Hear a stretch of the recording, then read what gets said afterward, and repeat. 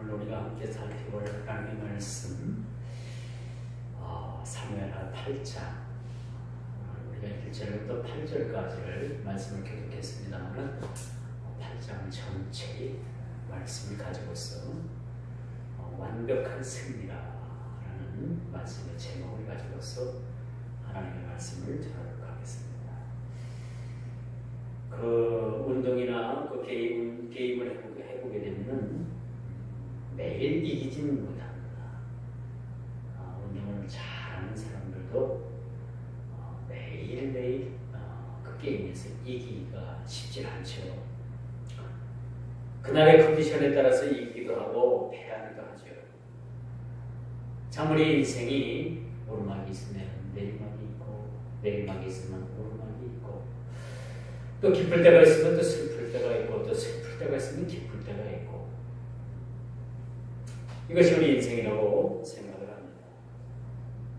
그런데 오늘 이 본문에 보니까 다윗 왕이 주변 왕국과의 영토 분쟁을 하면서 단지 그것이 영토 확장으로 끝나는 것이 아니라 전쟁을 하면 전쟁을 할수록 이기게 되는 거예요.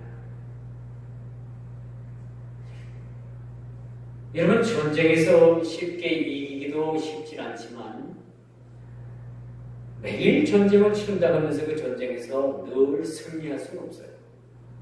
아무리 전쟁의 무기가 첨단 무기를 가졌다 하더라도 재래식 무기에 의해서 첨단 무기도 제압을 당할 수가 있거든요. 미국이 여러분 군사적으로 대국입니다만 러시아나 중국과 전면전을 붙게 되기 때문에 미국이 꼭 이긴다는 보장은 없습니다. 그렇죠?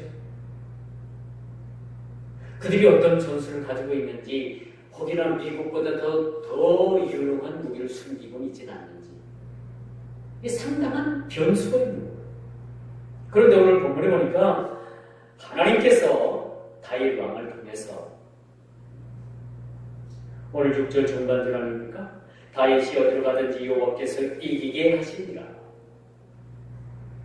오늘 본문 블레셋을 필두로 해서 전쟁을 벌이게 됐는데 그 전쟁에서 하나님께서 다윗이 어디로 가든지 그 전쟁에서 이기게 만들어 놓는다는 겁니다. 이게 사람이 하는 일이라면 가능하겠습니까? 가능치 않죠. 하나님께서 그 전쟁을 간섭하시고 그 전쟁의 주관자가 되신 그 하나님께서 함께 하시기 때문에 다윗이 어디를 가든지 그 전쟁에서 이겼다라고 오늘 본문은 그렇게 말씀합니다.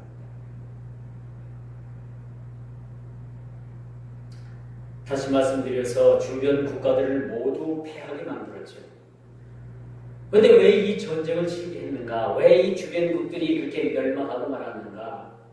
그것은 이스라엘 나라를 끊임없이 괴롭혀왔던 모압이나 블레셋이나 그런 등등의 나라들에 대한 하나님의 심판이 여기는 결부되어 있다는 것을 우리가 보게 되는 거죠. 그리고 그 이스라엘을 괴롭혔던 블레셋을 필두로 해가지고 전쟁에 지는 나라마다 이스라엘에게 조공을 드리고 그들의 노예가 된 사실들을 우리가 보게 됩니다. 오늘 본문의 말씀의 키워드가 바로 그거예요. 다윗이 어디를 가든지 하나님께서 그를 이기게 하셨더라. 다윗은 패할 줄을 모르고 전쟁을 벌였다만 하면 그 전쟁에서 승리를 가져오게 되는 거예요. 참 이렇게 되기도 쉽지는 않죠. 어떻게 벌이는 전쟁마다 다 승리를 할 수가 있겠습니까? 승리를 할 수가 없는 거예요. 이후에라 라는 말이 오늘 본문에 나옵니다. 오늘 이 본문의 사건은 그 역대기적으로 그 역사적 사건을 쭉 연대기적으로 그렇게 나열해서 그것을 우리에게 들려주고 있는 것은 아닙니다. 우리에게 필요한 연대, 우리에게 필요한 말씀, 그 사건들을 다시 재취합해서 오늘 이 본문이 우리에게 주어지고 있다는 거죠. 이것을 역사적으로 시간대별로 나이라는 것을 의미하지 않는다고 볼 수가 있고요. 자, 성경이 연대기적으로 기록한 역사책이 아니라 당신의 백성을 구원해 주시기 위한 구속사의 섭리와 관련된 말씀들을 우리에게 주고 있다는 겁니다. 왜 다윗이 전쟁에 나가서 전쟁을 하는 족족 그렇게 승리하게 해주셨는가?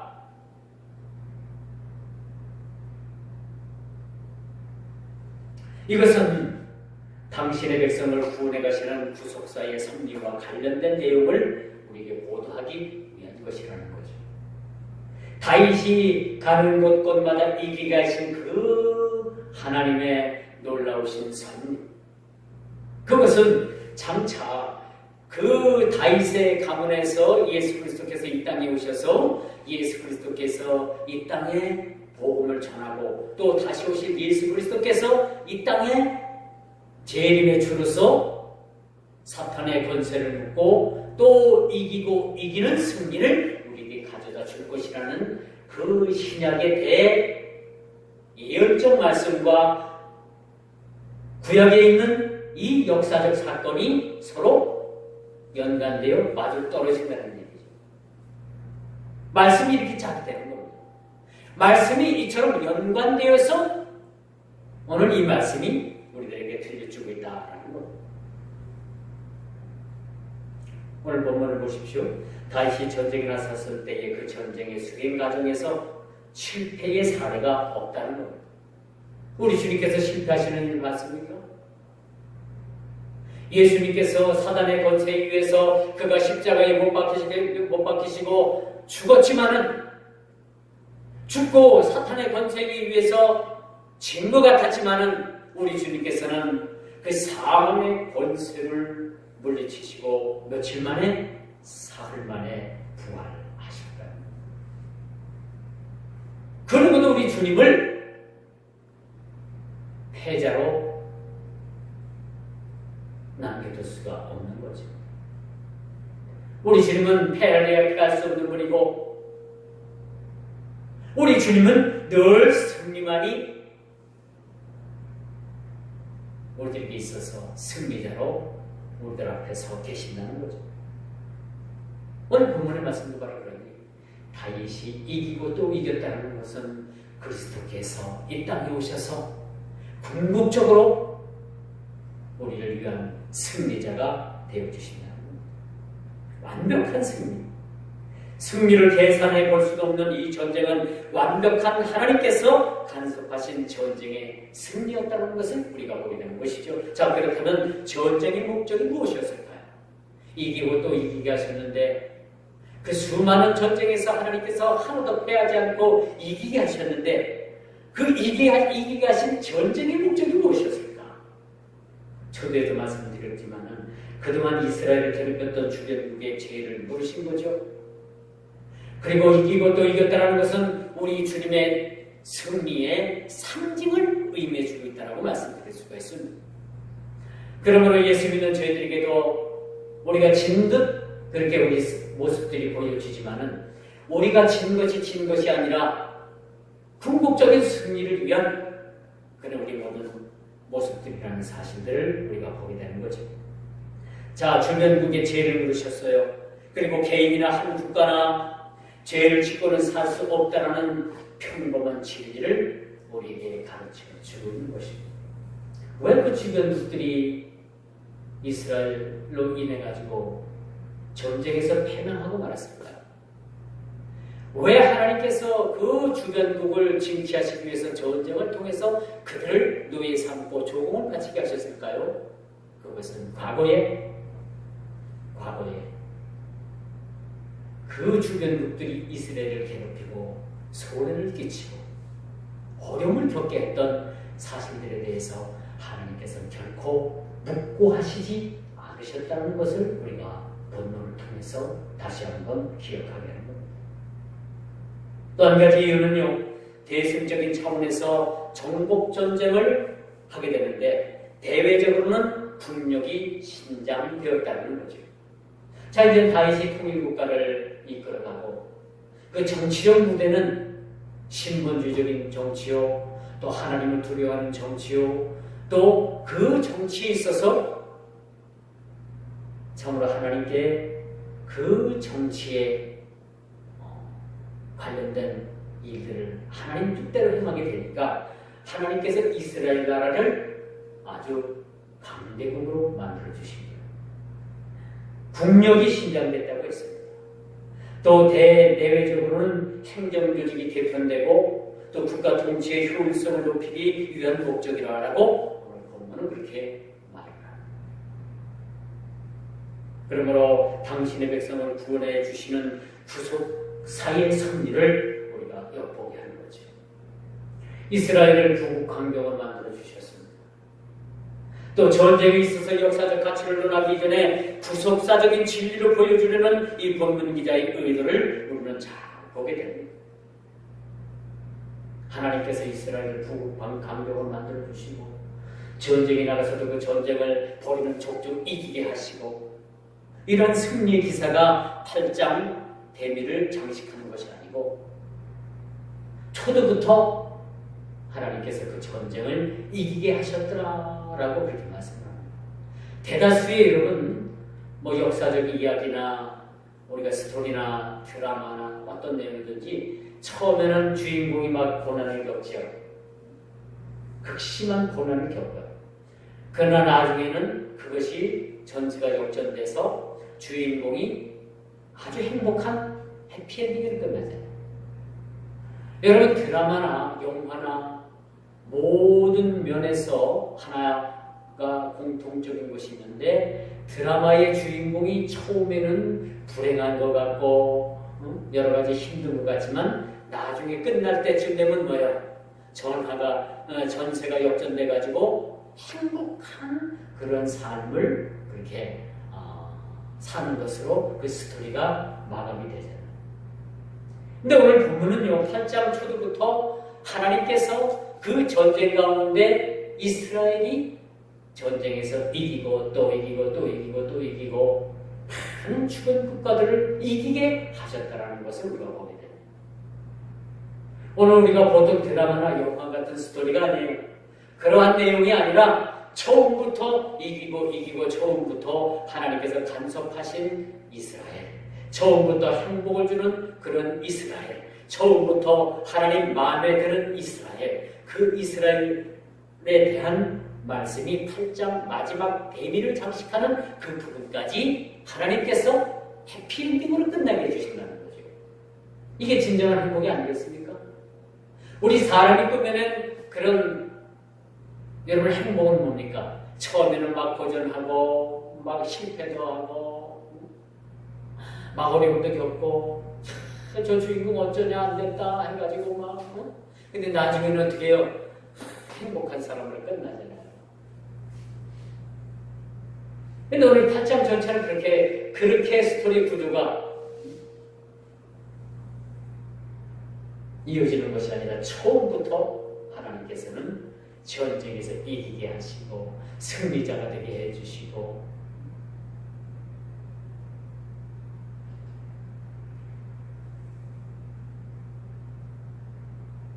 그래서 초대부터 승리의 사건을 다루고 있는 것은요 7장에 보면 다윗의 언약의 근거를 우리가 엿볼 수 있어요.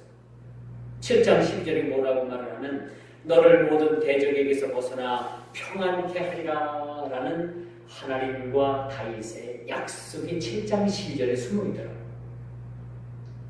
이 약속을 하나님께서 지키시기 위해서 8장으로 넘어오면서부터 하나님께서 다윗 왕이 어떤 전쟁에 나가든지 그 전쟁에서 승리케 해주셨다는 것을 우리가 보게 됩니다.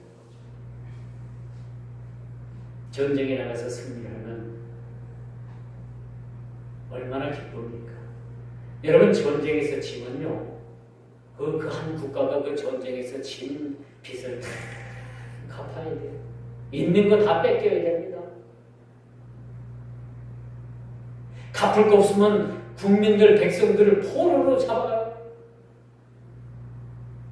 이게 무섭습니다. 오늘 10장 12절에 너를 모든 대적에게서 벗어나 평안케 하리라는 그런 하나님과 다윗의 약속 가운데 하나님께서는 이 약속을 신실하게 지켜가고 계신다는 사실들을 우리가 보게 되는 거죠. 이 약속의 성취로서 하나님이 다윗과 그의 신정 두 왕국을 위하여서 모든 대적에서 싸움에서 어떻게 역사하셨는가라는 것을 오늘 본문은 우리에게 여실히 보여주고 있다는 거죠. 그러므로 계시된 메시아 왕국의 승리를 우리는 다윗을 통해서 찾아볼 수가 있는 겁니다. 제가 전에도 말씀드렸습니다만 이렇게 이스라엘이 다윗 왕을 통해서 그 전쟁에 출전할 때마다 하나님께서 그 전쟁에서 승리케 하셨다는 것은 이것은 구속사적인 하나님의 섭리의 그러한 연관성 있는 말씀이라고 우리가 볼 수가 있는 거죠. 장차 오실 예수 그리스도, 장차 메시아로 이 땅에 오실 예수 그리스도께서는 어둠의 권세를 이기시고 궁극적인 승리자로 우리 앞에 서게 된다는 것을 성경은 그 역사 앞에서 우리에게 증언해 주고 있다는 겁니다.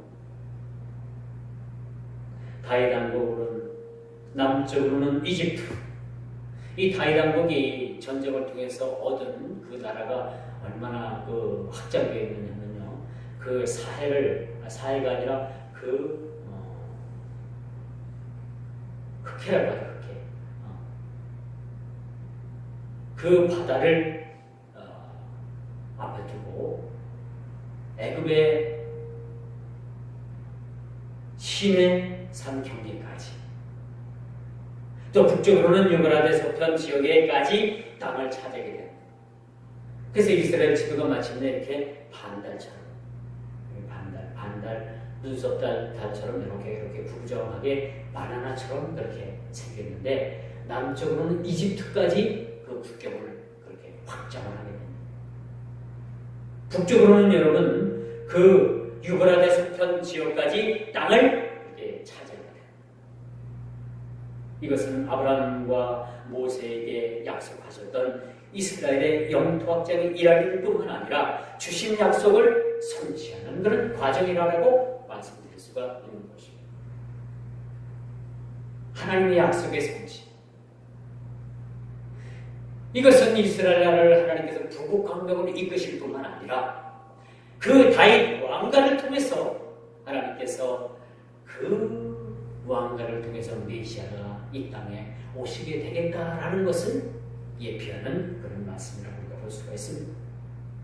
이제 더 중요한 것은 다윗 왕국은 장차 그리스도를 통해서 신구약의 모든 백성들이 얻게 될 천국을 예표하는 예수 그리스도께서 거듭 약속하신 천국의 약속, 요한복음 14장 2절에 보니까 그 14장 2절의 말씀을 성취하게 된다는 사실들을 말씀을 통해서 우리가 찾아보게 됩니다. 이스라엘 나라를 왜 하나님께서 이기고 또 이기게 하셨을까요?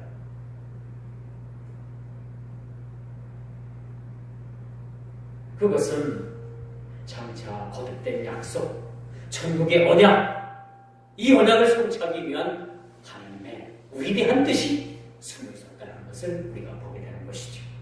자, 이제 말씀의 결론을 맺습니다. 대적들을 타파하고 승리하는 모습은 마치 마지막 때에 이 땅의 권세자들과 사탄, 마귀들과 싸우면서 승리하시고 사망의 권세까지도 깨뜨리신 우리 주 예수 그리스도의 모습을 우리가 이 말씀을 통해서 다시 한번 생각하게 된다는 것. 다윗이 전쟁에 출전할 때마다 그 전쟁을 통해서 이기고 또 이기게 하셨더라. 어디를 가든지 이기게 하셨더라. 우리 주님께서 이 땅에 오실 때 잠시 잠깐 그 사망의 권세에서 묶여 있는 것 같았지만 그 사망의 권세도 어찌할 수 없고 그 사망의 권세를 깨뜨리고 부활을 승천하신 우리 주 예수 그리스도, 그분의 승리가 오늘 21세기를 사는 우리의 승리고 오늘 사는 저와 여러분들의 승리라는 사실들을 우리가 알게 되는 거죠. 자, 여러분, 다윗은 예수 그리스도의 표상입니다. 예표되는 인물이에요. 다윗의 모습을 보면서 예수님의 모습을 우리가 떠올리게 되게 된다는 사실이죠. 이런 다윗이 전쟁에 나가서 전쟁의 임무를 수행할 때 이기고 또 이기게 하셨을 뿐만 아니라 어디를 가든지 어느 나라를 침범하든지 그 정복을 하든지 그 전쟁에서 이기게 하신다는 것은 얼마나 귀중한 일인가 하는 것을 우리는 생각해 봅니다. 이 북한 정권이 미국과 싸워서는 안 되겠다라고 판단을 하니까 이제 만든 핵을 가지고 협상을 하잖아요. 그렇죠? 그래서 이제 그들은 핵을 만든 이유가 전쟁을 위한 것이 아니라 이 핵을 가지고로 인해서 미국이나 이 서방 세계에 얻어낼 것이 무엇인가 하는 것을 그들은 계산을 하는 거예요. 그런데 여러분, 미국의 트럼프 이 장사꾼 대통령이 미국에서 뭐 퍼주는 거 있겠습니까? 절대 미국에서는 아무것도 주질 않습니다. 누구에게 주라고요? 우리나라.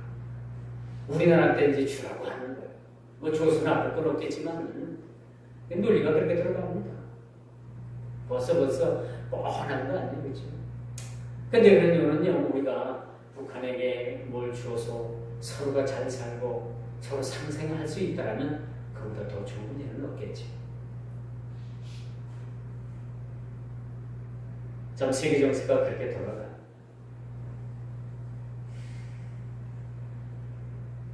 역대하 20장 15절 말씀을 제가 읽어드리고 말씀을 맺도록 합니다. 이같이 너희에게 말씀하시기를 너희는 이 큰 무리로 말미암아 두려워하거나 놀라지 말라. 이 전쟁은 너희에게 속한 것이 아니고 하나님께 속한 것이니라. 할렐루야.